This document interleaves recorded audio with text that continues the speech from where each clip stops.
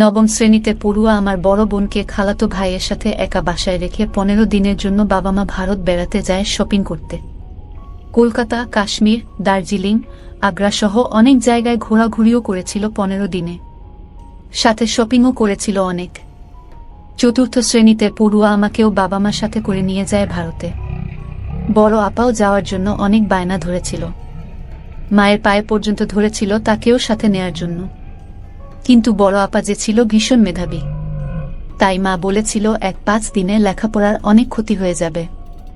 যদিও আপা তখন 9-এ পড়ে, তবুও পরের বছরের এসএসসি পরীক্ষার ভালো প্রস্তুতির জন্যই মা বড় আপাকে সাথে নেয়নি।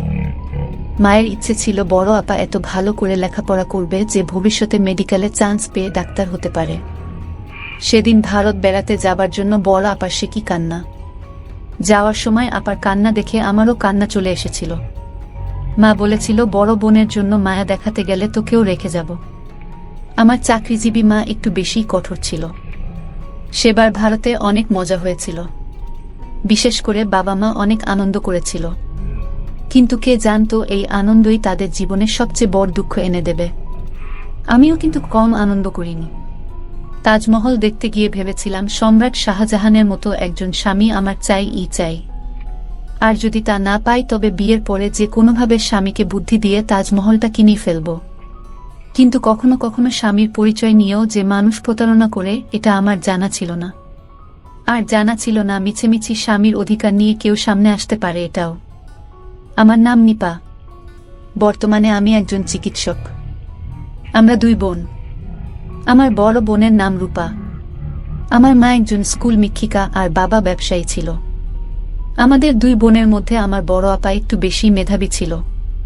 ক্লাস 5 এবং 8-এ আপা ট্যালেন্ট পুলে বৃত্তিও পেয়েছিল। তখন দেখতেও অপূর্ব সুন্দরী ছিল আমার বড় আপা। 2003 সালে আমরা যখন ভারত বেড়াতে যাই তখন আমাদের বাসায় মোবাইল ফোন ছিল না। একটা ল্যান্ডফোন ছিল আমাদের বাসায়। কিন্তু ভারত যাবে বলে ব্যাগ গুছানোর সে যে কি তাড়াটাই না ছিল বাবা মায়ের। কয়েকদিন ধরে নষ্ট হয়ে থাকা ল্যান্ডফোনটা ঠিক করে যাওয়ার সময় আর বাবা মা পেল কোথায়। তাই ভারত গিয়ে বড় আপার সাথে আমরা কোনো যোগাযোগ করতে পারিনি। আমরা যদিও সেখানে আমাদের আনন্দে কোনোরূপ কমতি রাখিনি। আর হ্যাঁ, বড় আপার জন্য কাপড় চোপড় কিনতেও একদমই ভুলে যাইনি।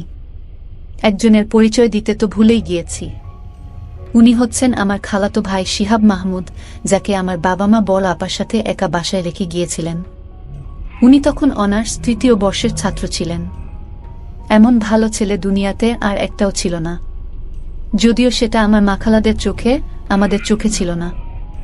বাবা যদিও আমার দাদা দাদিকে বাসায় রেখে যেতে চেয়েছিলেন, কিন্তু 15 দিন খালাতো ভাই আমাদের বাসায় থাকলে একজন লোকের বাড়তি খরচ চালাতে হবে বাবা মায়ের। আর দাদা দাদি থাকলে 2 জনের বাড়তি খরচ চালাতে হবে, সাথে আবার ওষুধ খরচও লাগবে। মায়ের এসব যুক্তিতে বাবাও আর কথা বাড়াল না।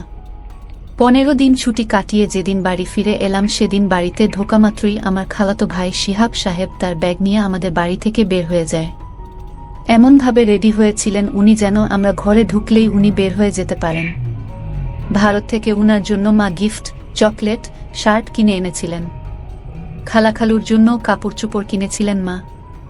সেগুলো উনাকে মা নিয়ে যেতে বলেছিলেন, কিন্তু ব্যাগ থেকে মায়ের সেগুলো খোলার সময়টুকুও উনি কালক্ষেপণ করতে পারলেন না। উনার সামনে পরীক্ষা আছে বলেই হনহন করে বেরিয়ে গেলেন। সত্যিই কয়েক মাস পরে উনার পরীক্ষাও ছিল। ওইদিকে বড় আপাকেও আই ওয়ান্ট ডিভোর্স। একটা হাঁটুর বয়সী অশিক্ষিত গ্রামের গাইয়া মেয়ের সাথে একই ছাদের তলায় আমি বসবাস করতে পারবো না। তুমি আমার যোগ্য না, আর না কখনো আমার যোগ্য হয়ে উঠতে পারবে। সবাই যখন আমার বউ দেখতে চাইবে তখন লজ্জায় মাথা কাটা যাবে আমার। তোমাকে কখনো আমার বউয়ের পরিচয় সবার সামনে দাঁড় করাতে পারবো। তাই আমি ডিভোর্সের সিদ্ধান্ত নিয়েছি। বাসর রাতে ঘোমটার আড়ালে থেকে কোনো পুরুষের কণ্ঠে ডিভোর্সের কথা শুনে বাকরুদ্ধ হয়ে গেল সুরা। সে অশিক্ষিত হলেও ডিভোর্সের মানে জানা আছে তার, যাকে গ্রামের মানুষেরা তালাক বলে। এই তালাক শব্দটা তার জীবন থেকে সমস্ত সুখ শান্তি কেড়ে নিয়েছে, বঞ্চিত করেছে বাবা মায়ের আদর ভালোবাসা থেকে। তার যখন 6 বছর বয়স কোনো কারণে তার বাবা মায়ের ডিভোর্স হয়ে যায়, অথচ তার বাবা মায়ের লাভ ম্যারেজ ছিল। সুরা লোকমুখে শুনতে পেত তার মা নাকি তার বাবাকে ডিভোর্স দিয়ে অন্য একটা লোকের সাথে বিয়ে করে নতুন করে সংসার পেতেছেন। সুরা ছোট হলেও বুঝতে পারত তার মায়ের নামে মন্দ কথা বলছে লোকজন, কিন্তু মুখ বুজে সহ্য করা ছাড়া আর কিছু করার ছিল না সুরার। লোকে পরামর্শ দিয়েছিল সেলিম শেখকে দ্বিতীয় বিয়ে করার, কিন্তু তিনি সুরার কথা চিন্তা করে দ্বিতীয় বিয়ে করতে অস্বীকার করেন। বাবার আদর ভালোবাসায় মা ছাড়া বেড়ে উঠতে লাগল সুরা। তার বাবা সেলিম শেখ কখনো তার চোখে পানি আসতে দেয়নি। বড্ড ভালোবাসত তার সুরাকে, কিন্তু সুরার কপালে যেন সুখ সহ্য হল না। সেলিম শেখ বিদ্যুৎ অফিসে চাকরি করত, আর সেই বিদ্যুৎই তার বাবার প্রাণ কেড়ে নেয়। বাবা মাকে হারিয়ে একা হয়ে পড়ে 6 বছরের সুরা। তার মায়ের লাভ ম্যারেজের কারণে তার নানা নানি মামাদের সাথে তাদের কোনো প্রকার সম্পর্ক ছিল না। ছোট্ট সুরা কার কাছে যাবে, কি করবে কিছুই বুঝতে পারছিল না। এমন সময় তার দুঃসম্পর্কের কাকা মনিরুল শেখ তার দিকে সাহায্যের হাত বাড়িয়ে দেয়। সুরাকে নিয়ে আসে নিজের গ্রামের বাড়িতে, কিন্তু তার ছিল অভাবের সংসার। ঠিকমতো 2 বেলা 2 মুঠো ভাত ও জুটত না তার। একে তো সংসারে অভাব অন্টনের মধ্যে আবার সুরাকে তাদের পরিবারে নিয়ে আসার জন্য মনিরুল শেখের স্ত্রী রহিমা বেগম যেন তেলে বেগুনে জ্বলে ওঠে। তিনি অকথ্য ভাষায় গালিগালাজ করতে থাকেন মনিরুল শেখকে। সুরাকে ঠিকমতো 2 বেলা 2 মুঠো পেট ভরে খেতে দিত না। পান থেকে চুন খসলেই গরম খুন্তির ছ্যাঁকা দিত। সব সহ্য করা ছাড়া আর কোনো উপায় ছিল না সুরার কাছে। প্রতিনিয়ত কাকির অনাদর, অবহেলা, অত্যাচার, নির্যাতন সহ্য করে বড় হতে থাকে সুরা। হঠাৎ ঘোমটার আড়ালে থাকা পুরুষের মুখে আবারও তালাকের কথা শুনে অতীত থেকে বাস্তবে ফিরে আসে সুরা। লোকটার মুখে তালাক দেওয়ার কথা শুনে বুঝতে পারল এই লোকটা তার বর, যার সাথে আজ সে বিবাহ বন্ধনে আবদ্ধ হয়েছে। কিন্তু তাকে দেখার সৌভাগ্য হয়ে ওঠেনি তার। সুরা দেখতে নজরকাড়া সুন্দরী না হলেও যথেষ্ট সুন্দরী বলা চলে। ডাগর ডাগর চোখ, হাঁটু পর্যন্ত ঢেউ খেলা চুল, 5 ফুট 2 ইঞ্চির হালকা পাতলা গড়নের মিষ্টি একটা মেয়ে। সে জানে তার বিয়ে একটা বুড়ো 2 বাচ্চার বাপের সাথে ঠিক হয়েছিল। অবশ্য সুরার কাকা এই বিয়েতে রাজি ছিল না, কিন্তু সুরার কাকির লোভ আর জেদের কাছে হার মানতে হয়েছে তার। সুরার যার সাথে বিয়ে ঠিক হয়েছে লোকটা এলাকার চেয়ারম্যান। তার টাকা পয়সার কোনো অভাব নেই, শুধু অভাব একটা বউয়ের। তার বউটা ছোট মেয়েটার জন্ম দিতে গিয়ে মারা গিয়েছে। তার বউ মারা যাওয়ার পর সুরার দিকে তার নজর পড়ে। সুরার কাকিকে ডেকে নিয়ে বিয়ের প্রস্তাব দেন তিনি। এটাও বলেন যে বিয়ের পর তাদের পরিবারের দায়িত্ব নেবেন তিনি। রহিমা বেগমকে আর লোকের বাড়ি বাড়ি গিয়ে ঝিয়ের কাজ করতে হবে না। কথাটা শোনা মাত্র লোভে চকচক হয়ে ওঠে রহিমার মুখ। তিনি আর কোনো কিছু না ভেবেই রাজি হয়ে যান। বিষয়টা জানার পর সুরা তার নিজের ভাগ্যকে মেনে নিয়েছিল। যার এই পৃথিবীতে বাবা মা নেই তার সাথে এর থেকে ভালো আর কি বা হতে পারে, সুরা এটা খুব ভালো করে জানে। আর যাই হোক, চেয়ারম্যান তাকে কখনো ডিভোর্স দিতে চাইবে না। কিন্তু লোকটার মুখে ডিভোর্সের কথা শুনে সুরা তৎক্ষণাৎ ঘুমোটা ফেলে দিয়ে ডাগর ডাগর চোখে তার সামনে থাকা লোকটার দিকে তাকিয়ে যেন চমকে উঠল। সে মুখে হাত দিয়ে একটু জোরেই বলে উঠল, ও মোর খোদা, এ কি সুন্দর বেড়া মানুষ! এই সুন্দর বেডা মানুষ তুই কি আমার বর রে?